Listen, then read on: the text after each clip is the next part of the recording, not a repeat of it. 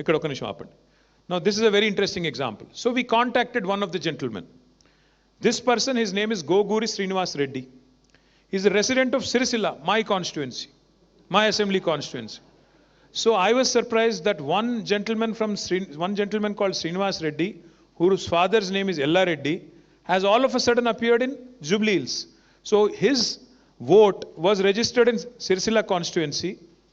His epic number is ATM 0460691, and on 2nd September his name was also included in Jubilee Hills. So our team went to him. They said, did you register in Jubilee Hills? Did you shift your vote to Jubilee Hills? This was the question we asked. Please listen to his answer. నమస్కారం అండి, నా పేరు గోగురి శ్రీనివాస్ రెడ్డి, మా తండ్రి పేరు ఎల్లారెడ్డి. మాది రాజన్న సిరిసిల్ల జిల్లా ఎల్లారెడ్డిపేట మండలం రాజన్నపేట గ్రామము. జూబ్లీ హిల్స్ దొంగ ఓట్లలో నా పేరు వచ్చిందని టీవీలో విని వార్తల్లో విని షాక్ అయ్యాను. అసలు నా పేరు అక్కడ ఉండడం ఏందని. నేను పుట్టింది పెరిగింది రాజన్నపేటలోనే. నేను ఉపాధి వ్యవసాయం చేసుకుంటూనే రాజన్నపేటలో దివేస్తున్నాను. 100% దొంగ ఓటు అండి. సో గోగూరి శ్రీనివాస్ రెడ్డి గారు రాజన్న సిరిసిల్ల జిల్లాలో సిరిసిల్ల కాన్స్టిట్యున్సీలో రాజన్నపేట అనే గ్రామంలో పుట్టి పెరిగి అక్కడే ఉన్నాడు. ఆయనకు రెండో ఓటు జూబ్లీ హిల్స్లో ఉన్నట్టు ఆయనకు కూడా తెలియదు.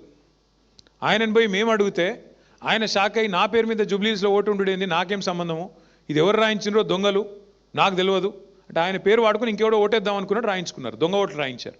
అంటే మాకు తెలిసింది కాబట్టి మేము ఎంక్వైరీ చేశాం కాబట్టి దొరికింది. As you can see, mister Goguri Srinivas Reddy has no clue that he has a second vote.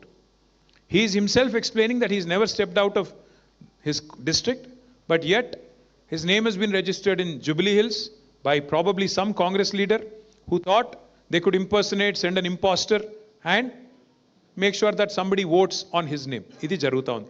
ఈయనకు కూడా రెండు ఉన్నాయి. ఇప్పుడు సిరిసిల్లాలో ఓటు ఉన్నది, దాంతోపాటు ఇక్కడ జూబ్లీ హిల్స్లో కూడా వారికి ఓటు ఉంది. ఓపెన్గా చెప్తున్నాడు ఆయన, ఇది దొంగ ఓటు, నాకు తెలియదు, నేను షిఫ్ట్ కాలేదు, నాకు సంబంధం లేదు అని స్పష్టంగా కుండబద్దలు కొట్టినట్టు శ్రీనివాస్ రెడ్డి గారు చెప్పింది మీరు విన్నారు. నెక్స్ట్.